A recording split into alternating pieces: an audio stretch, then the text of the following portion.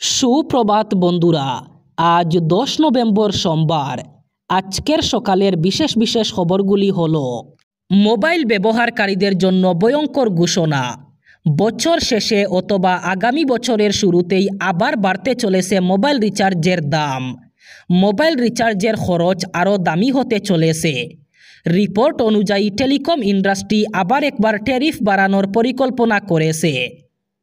2024 সালের পর আবার একবার মোবাইল ট্যারিফ বাড়তে চলেছে। রিপোর্ট অনুযায়ী রিলায়েন্স জিও, ভারতী এয়ারটেল, ভোডাফোন আইডিয়া, দেশের এই 3 জনপ্রিয় এবং সর্বাধিক ব্যবহৃত টেলিকম সংস্থা তাদের মোবাইল রিচার্জের দাম বাড়াতে চলেছে। আগামী 2-1 মাসের মধ্যেই এই টেলিকম সংস্থাগুলি রিচার্জের দাম বাড়াবে। প্রায় 10% বাড়তে পারে ট্যারিফ, অর্থাৎ গ্রাহকদের খরচ আরও 10% বাড়বে। প্রসঙ্গত, আনুষ্ঠানিকভাবে কোনো ঘোষণা না করলেও রিলায়েন্স জিও এবং এয়ারটেল ইতিমধ্যেই তাদের বেশ কিছু রিচার্জ প্ল্যানে পরিবর্তন এনেছে। কোনো প্ল্যানের দাম বাড়ানো হয়েছে, কোনো প্ল্যানের আবার মেয়াদ কমিয়ে দেওয়া হয়েছে। যেমন জিওর 1 জিবি প্রতিদিনের বেস প্ল্যানের দাম আগে ছিল 249 টাকা, এখন তা পরিবর্তন করে 1.5 জিবি প্রতিদিন করা হয়েছে। নতুন দাম হয়েছে 299 টাকা। এয়ারটেলের বেস প্ল্যানও একইভাবে পরিবর্তন করা হয়েছে। তবে বিআই অথবা ভোডাফোন আইডিয়ার রিচার্জ প্ল্যানে এখনও কোনো পরিবর্তন করা হয়নি। ভারতের কেউ অহিন্দু নয়, মুসলিম হোক অথবা খ্রিস্টান, সকলেই হিন্দু পূর্বপুরুষের বংশধর। দেশের মূল সংস্কৃতি হল হিন্দু, এমনই দাবি করলেন রাষ্ট্রীয় স্বয়ংসেবক সংঘের প্রধান মোহন ভাগবত। বেঙ্গালুরুতে সংঘের 100 বছরের যাত্রা নয়া দিগন্ত আলোচনা সভায় সংঘ প্রধান দাবি করেন, প্রত্যেক হিন্দুর বোঝা উচিত তারা হিন্দু, কারণ হিন্দু হওয়ার অর্থ হল ভারতের প্রতি দায়বদ্ধ হওয়া। এএনআইয়ের প্রতিবেদন অনুযায়ী আরএসএসের প্রধান বলেছেন, পুরো দেশে কেউ অহিন্দু নন। মুসলিম এবং খ্রিস্টানরা হলেন একই পূর্বপুরুষের বংশধর। ওরা সেটা জানেন না অথবা ওদের সেটা ভুলিয়ে দেওয়া হয়েছে। ভারতের প্রতি দায়বদ্ধ হিন্দুরা দাবি আরএসএস প্রধানের। সেই সঙ্গে সংঘ প্রধানের দাবি, যখন কোনো সংগঠিত শক্তিকে আরএসএসের মতো গড়ে তোলা হয় তখন সেটি ক্ষমতার দিকে তাকিয়ে থাকে না, সমাজে খ্যাতি চায় না সেই সংস্থা। তারা শুধুমাত্র ভারত মাতার গৌরবের জন্য সেবা করতে চায়, দেশের জন্য সংগঠিত করতে চায়।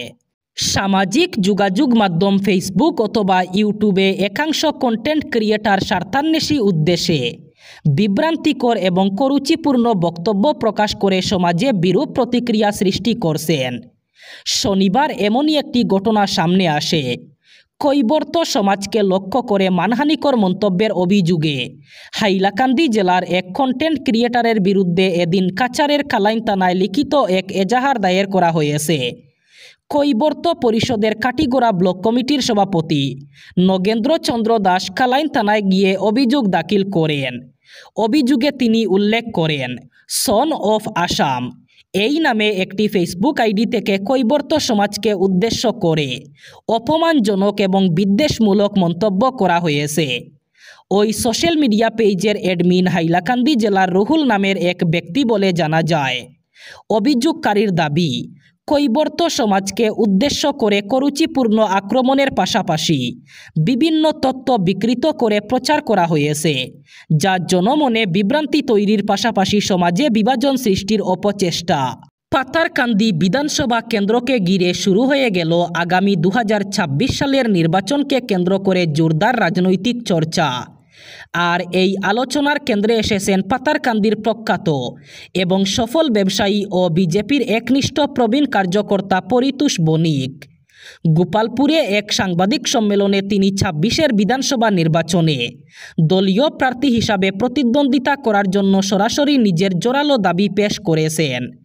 তার এই ঘোষণা রাজনৈতিক ময়দানে এক নতুন উদ্দীপনার সৃষ্টি করেছে।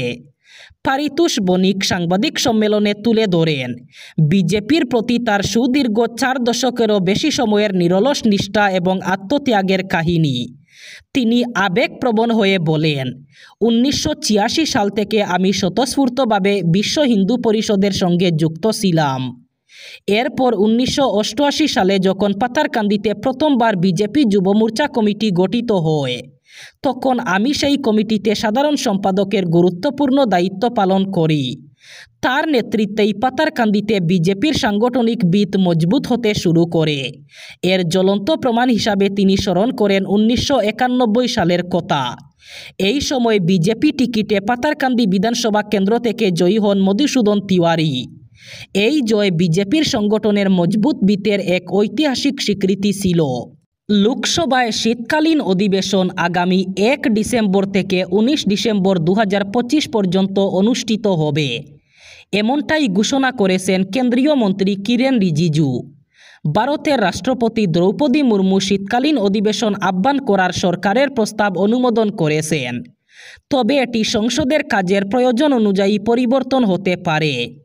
কিরেন রিজিজু তার এক্স অ্যাকাউন্টে ঘোষণা করে জানিয়ে দেন, ভারতের রাষ্ট্রপতি দ্রৌপদী মুর্মু শীতকালীন অধিবেশন 2025 সালের 1 ডিসেম্বর থেকে 19 ডিসেম্বর পর্যন্ত আহ্বান করার সরকারের প্রস্তাব অনুমোদন করেছেন। তারা একটি সংগঠনমূলক এবং অর্থপূর্ণ অধিবেশনের অপেক্ষা করছেন, যা তাদের গণতন্ত্রকে শক্তিশালী করবে এবং জনগণের আশা পূরণ করবে। এদিকে শীতকালীন অধিবেশন গুরুত্বপূর্ণ আইনগত কাজ এবং জাতীয় গুরুত্বপূর্ণ বিষয়গুলোর উপর আলোচনা হওয়ার সম্ভাবনা রয়েছে, যা নতুন বছরের আগে দেশব্যাপী আলোচনার কেন্দ্রবিন্দু হয়ে উঠতে পারে। রেকর্ড সংখ্যক ভোটারের অংশগ্রহণে বিহার নির্বাচনের প্রথম পর্ব শেষ হওয়ার পর থেকেই বিহারের রাজনৈতিক সমীকরণ দ্রুত বদলাচ্ছে। এই পরিবর্তনের স্পষ্ট ছাপ দেখা যাচ্ছে রাজস্থানের ফালুদি সাট্টা বাজারে, যা নির্বাচনী ফলাফলের একটি অনানুষ্ঠানিক সূচনা হিসাবে পরিচিত। প্রথম পর্বের 121টি আসনে এবার 65% ভোট পড়েছে, যা এখন পর্যন্ত সর্বোচ্চ। বিগত নির্বাচনের তুলনায় প্রায় 8% বেশি এই ভোটদান হার ইঙ্গিত দিচ্ছে যে ভোটারদের মধ্যে এবার চরম উৎসাহ রয়েছে এবং তারা সরকার পরিবর্তন অথবা স্থিতিশীলতা এই দুটির মধ্যে একটিতে নিজেদের ভূমিকা স্থির করে চলেছেন। ফালুদি সাট্টা বাজারের সর্বশেষ পূর্বাভাস অনুযায়ী এনডিএ জোট আবার ক্ষমতায় ফেরার দিকে ঝুঁকেছে। তাদের অনুমান এনডিএ 145 থেকে 148 আসন পেতে চলেছে। এর মধ্যে বিজেপি 70 থেকে 72 এবং জেডিইউ 57 থেকে 59 আসন পেতে চলেছে। মহাজোট 85 থেকে 89 আসন পেতে পারে, যার মধ্যে আরজেডি 66 থেকে 68 আসন পেতে পারে। সাট্টাবাজার বিশেষজ্ঞদের মতে ভোটের দ্বারা দেখে এনডিএর অবস্থান আগের চেয়ে মজবুত হয়েছে। এই বাজারে এবার বিজেপির সম্ভাবনা বেশি। এবার শেষ খবর। ভোট চোর গদি চোর স্লোগানকে সামনে রেখে সারা দেশে ব্যাপক গণস্বাক্ষর অভিযান শুরু করল জাতীয় কংগ্রেস। এই কর্মসূচির অংশ হিসাবে ত্রিপুরার প্রদেশ কংগ্রেস রাজ্য জুড়ে ব্যাপক গণসংযোগ চালিয়ে মোট 2,04,000 গণস্বাক্ষর সংগ্রহ করেছে। নভেম্বর মাসের শেষ সপ্তাহে এই গণস্বাক্ষর সম্বলিত স্মারকলিপি রাষ্ট্রপতির কাছে পাঠানোর উদ্যোগ নিয়েছে কংগ্রেস। সাংবাদিক সম্মেলনে এই কথা জানিয়েছেন ত্রিপুরা প্রদেশ কংগ্রেস সভাপতি আশিস কুমার সাহা। ত্রিপুরা প্রদেশ কংগ্রেসের সভাপতি আশিস কুমার সাহা জানান, সারা দেশে ইতিমধ্যে 5 কোটিরও বেশি গণস্বাক্ষর সংগ্রহীত হয়েছে।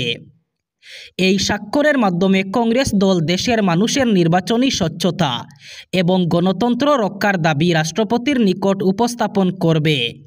সাংবাদিক সম্মেলনে আশিস কুমার সাহা বলেন, বর্তমান নির্বাচন কমিশন বিজেপির একটি শাখা সংগঠনে পরিণত হয়েছে।